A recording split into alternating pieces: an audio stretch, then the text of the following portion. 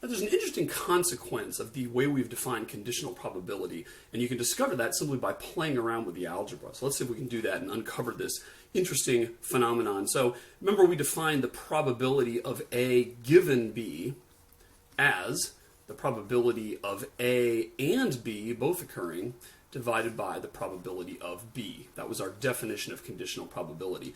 And just by doing a little algebra here, we've already seen that you can multiply through and get this in terms of A intersect B, and that's going to be the probability of A given B times the probability of B.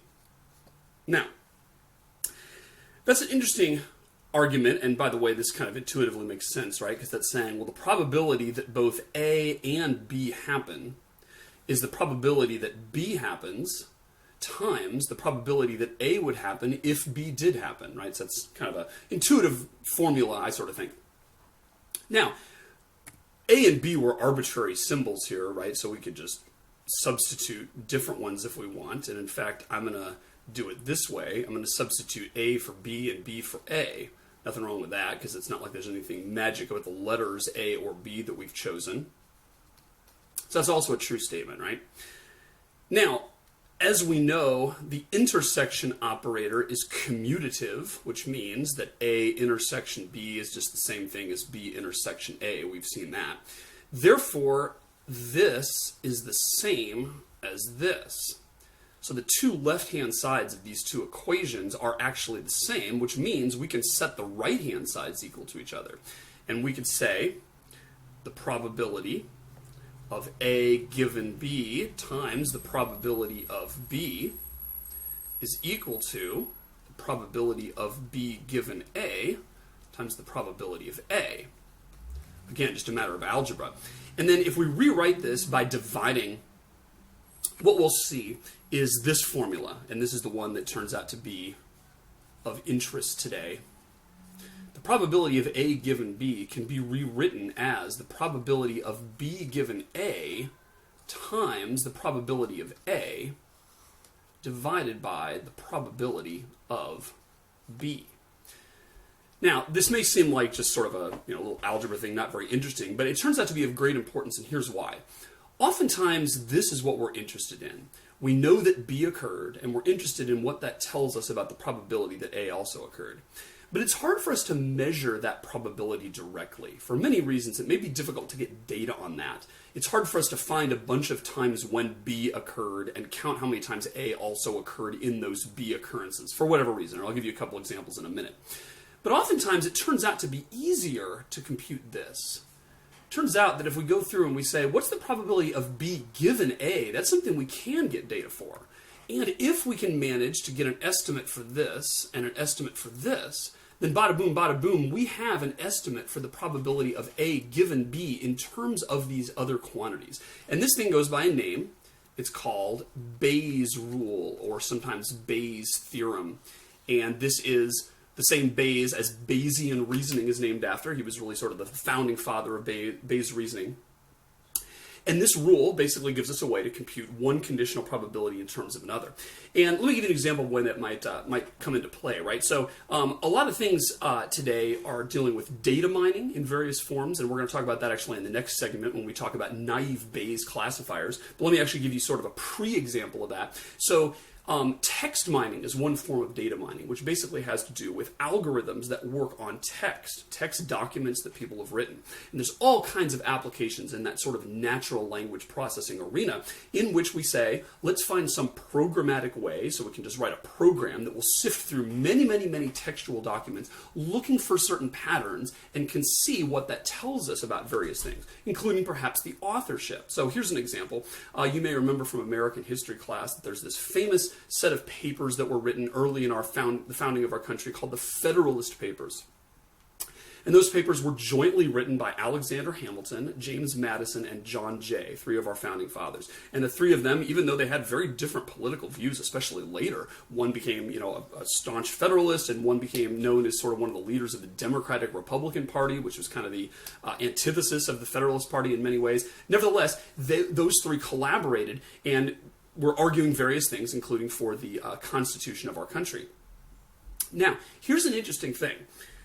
We know, because of certain historical evidence, who wrote certain of these papers. We know that Alexander Hamilton wrote number 1, and we know that James Madison wrote Federalist paper number 7. I'm making up these numbers, but there are examples like that, where we know beyond the shadow of a doubt who the author is. However, there's others that we don't, because we don't have any contemporary data on, who might have referred to a passage in that particular Federalist paper in some letter or some communication, and so it's sort of a mystery who those were written by. Now, it may be of interest to determine that, right? We may have some historical reason for saying, we really want to find out which are the ones that James Madison wrote, which are the ones that Alexander Hamilton wrote, because that may bear on how we interpret some of their later actions or something like that, all right? Now, you might say, well, how would we ever know that if we can't go back in time and see who's writing them? Well, this is where text mining comes in, because it turns out that different people have different styles, as I'm sure you realize. Different people use different vocabulary, different turns of phrase, different sentence structure. And so by analyzing the documents and comparing them with known examples of James Madison's and John Jay's and Alexander Hamilton's writing, we can see which style a particular Federalist paper is more representative of, and that's going to give us a clue as to the authorship. Now, how you figure out what are the different features, as they're called, that you might want to look for is, a nuanced issue. Are there certain vocabulary words? Is there certain ways of starting a paragraph? Are there certain grammatical structures, whatever? Let's just take a simple example and say we're looking for certain phrases. There's a phrase that seems sort of indicative of a certain writer, perhaps a distinctive phrase that doesn't come in that much, and we see that in some of the letters and not others, right? And so we want to find out who is it that wrote a particular letter. Really what we're after is something like this. What's the probability that Madison, say, wrote it, given that it includes a certain phrase? That's the quantity we're interested in. There's some unknown Federalist paper of unknown authorship, and we detect there's a certain distinctive phrase in it. We want to find out what's the probability that Madison wrote it, given that it has that phrase. Now, that's what we're interested in, but it's not easy to get data on, for various reasons. One is, I can't go look at a bunch of papers that have that phrase and figure out how many were written by Madison, because we don't know which ones were written about Madison, right? That's the whole purpose of this exercise, is to figure out which of these unknown authorship papers were written by Madison. It also maybe is a distinctive enough phrase that it's hard to find enough examples where it's used to really get a good count there, okay? But what we're going to do instead is we're going to collect data on this. We're going to say, by Bayes' rule, that is equivalent to the probability that that phrase would occur if Madison had written the letter times the probability that Madison had written the paper divided by the probability that that phrase would occur. Turns out that these quantities over here are easier to determine, easy to come up with estimates for. We can figure out this one here. What's the probability that a certain phrase would occur given that Madison wrote it, by taking a sample of Madison's writings, Madison's known writings, the ones that we're sure about, Federalist papers and other things perhaps. And we can figure out how often does he use that phrase. We can figure this out, the probability that a Federalist paper would be written by Madison given no other information, because we're going to say, well, maybe in the absence of any other information, we think that, 1/3 of the Federalist papers were written by each of the writers, right? So we maybe start with that as our prior probability. Remember, that's called the prior. And it is, sort of our baseline in the absence of any other information, what we think the probability is. Maybe we say, Alexander Hamilton was sort of known to be kind of the leader of this endeavor. So, and since he's written a number of the ones that we have been able to establish the author for, maybe we decide that, no, we're going to say the probability of Hamilton having written one is 0.5, probability of Madison having written one is 0.3, probability of Jay having written one is 0.2, prior to any knowledge, right? So we can set that based on what we think the prior probabilities are. And then the probability of a phrase occurring, it's going to turn out that we actually don't need that, and I'll explain why in a minute. Actually, let me explain why now. What we're really going to do, is we're going to say, let's compare the probability that Madison wrote this, given the phrase occurred, to the probability that Hamilton wrote it, given that the phrase occurred, and the probability that Jay wrote it, given that the phrase occurred. So really there's three quantities, right? We know the phrase occurs in this paper of unknown authorship. So really we want to compare these three things and see which one's the biggest. Whichever one's the biggest, that is the prediction that we're going to make. Now, of course, if you work this out, this is the probability that the phrase was written given that Hamilton wrote it, times the probability that Hamilton would have written it, all over the probability of the phrase being written. And similarly, this thing down here is the probability that that phrase would occur in a writing of John Jay's, times the probability that any particular Federalist paper would have been written by John Jay, divided by the probability that that phrase occurs. Now, the reason I write all these out like this, even though it's kind of obvious that's what they are, is because notice they all have the same denominator. In all three cases, I'm dividing by the probability that the phrase occurs, and that is independent of the author, right? That's going to be the same number no matter whether I'm talking about Hamilton, Madison, or Jay. And so if all we want to do is compare this to this to this to see which is bigger, we can actually throw out the denominator. Because we don't care about the absolute probability, perhaps. We don't care about an actual number between 0 and 1 telling us whether or not Madison wrote it. We just want to know, is Madison having written it more likely than the other two having written it? And therefore, since they're all divided by the same denominator, we don't have to worry about it, right? If I asked you, which is bigger, 111 divided by 9,003 or 27 divided by 9,003? You can tell the answer by inspection, right? Obviously, 111 divided by 9,003 is bigger than 27 divided by 9,003, even without doing the math, because if they're both divided by the same denominator, then basically the bigger numerator wins, right? So that's why you can throw those things out. So that's an interesting example in text mining of how you can compute a prediction of some things based on reversing the conditional probability to get something that's easier to measure. And that is a subdomain of data mining, which is a subdomain of artificial intelligence. And we'll look in the next segment at another example of that. And we talk about naive Bayes classifiers, which are kind of a fun application area of those. Let me give you one more thing on Bayes' rule before we move away from that. Here's an example which you may have heard before. It's kind of famous, so if you have, just sort of play along here. It's another example of one of these things that just plays with your intuition and really does not seem like it could possibly be correct, yet it is. All right, so I'm going to give you a little scenario here. Let's say you go into the doctor and you're going through your normal, physical checkup, and he or she tests your blood and stuff, and you get your blood results back. You go in to talk to the doctor about them, and the doctor says, "I got some news for you here, bub." And you say, "Yeah, doc. What's the news?" And he says, "You have tested positive for the dread mahungus." Okay, now the dread mahungus, if you don't know about it, is a very terrible disease. Eats away your whole flesh and makes your hair turn purple and all this stuff, right? It's a horrible disease. Very rare. If you haven't heard about it, it's probably because it's so rare, because only 1 in a million people have the dread mahungus, right? Unfortunately, rock your world, you have tested positive today in your blood test for the dread mahungus. Thank goodness the doctor thought to test for it, right? Now, you are freaked out by this. You're like, "Whoa, doctor, are you sure? I haven't noticed any symptoms, right? My hair's not turning purple, and I haven't noticed anything." And he says, "Well, unfortunately, the symptoms don't show up right away.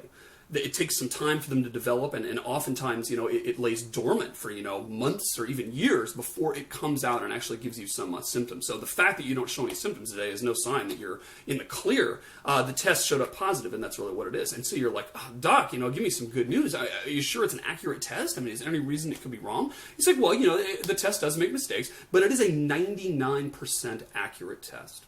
That's what he tells you. And you are just devastated, and you go home and tell your friends and your family about this, right?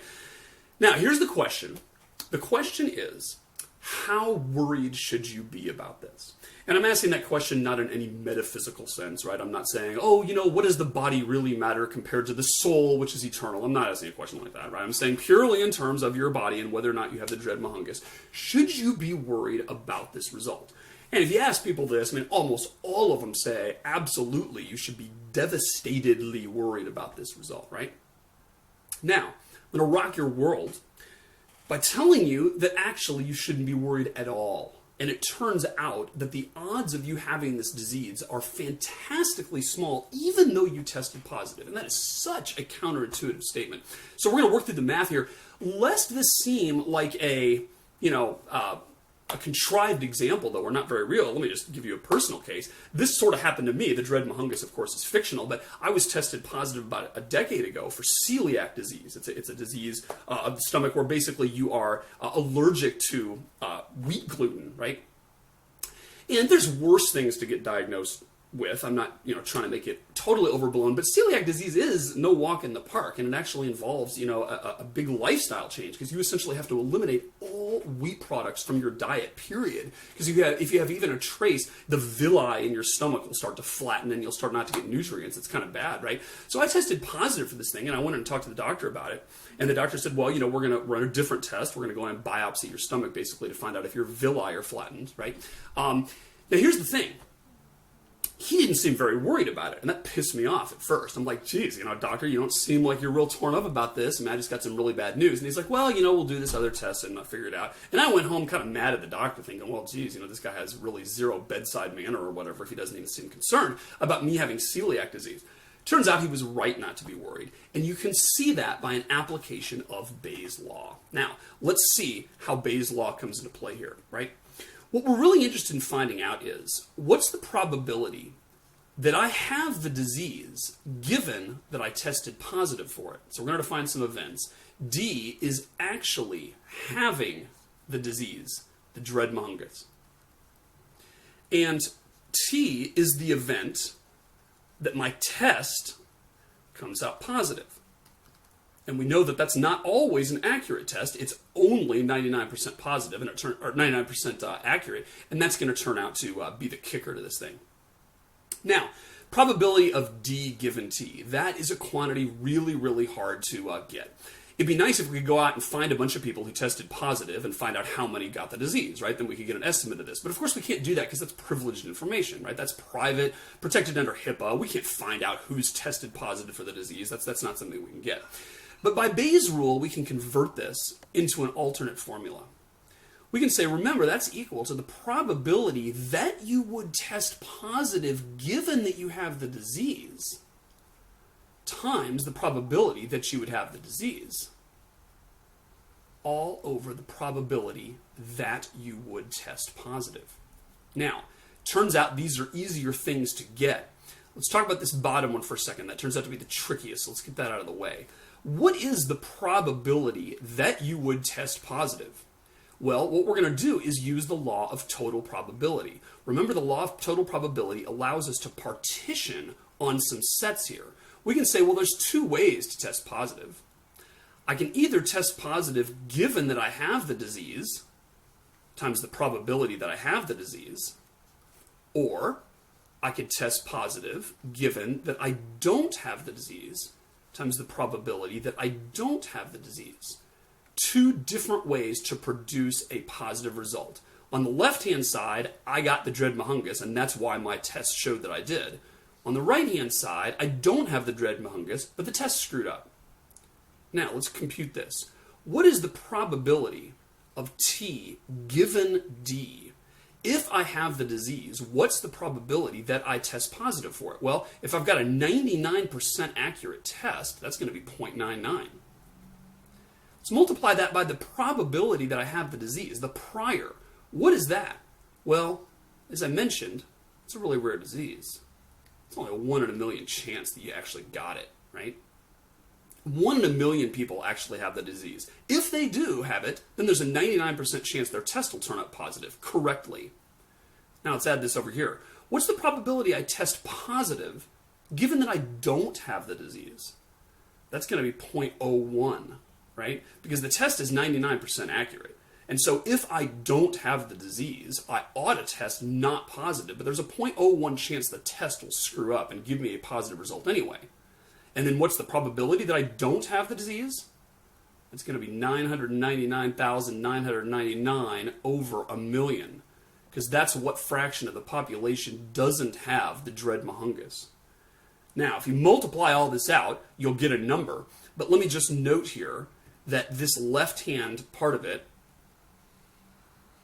right here, that we computed as this, it's actually the same quantity as this up here, the numerator, right? So really, this here becomes our numerator. And this whole thing is going to be written out as the probability of having the disease, given that you tested positive for it, is 0.99 times 1 in a million, all over 0.99 times 1 in a million plus 0.01 times 999,999 over a million. Now, if you look at this, what you'll realize is going on here. This is essentially what percentage of the time is your positive test result due to the fact that you had the disease, as opposed to due to the fact that your test screwed up. Because that's essentially what I'm doing here, right? And if you work all this out and run the numbers, and this is what blows people's mind, this turns out to be 0.0009899, some other decimal factors there. What this means is that if you get a positive test result on this test, you should absolutely not be worried one iota about the fact that you have dread mohungus. Seems so counterintuitive, like you're like, wow, this is a 99% accurate test. I mean, heavens to Betsy. Doesn't that mean I have a 99% chance of having the disease? The answer is no, and here again is the way to think about it. There's two ways you can have the disease. One way, admittedly, it is possible, although it's fantastically rare, is for you to actually have the disease. One way to test positive is for you to actually have the disease and for the test to work. However, it is far more likely that you don't have the disease and the test screwed up. Why? Because only 1 in a million people have the disease, whereas 1 in 100 tests mess up.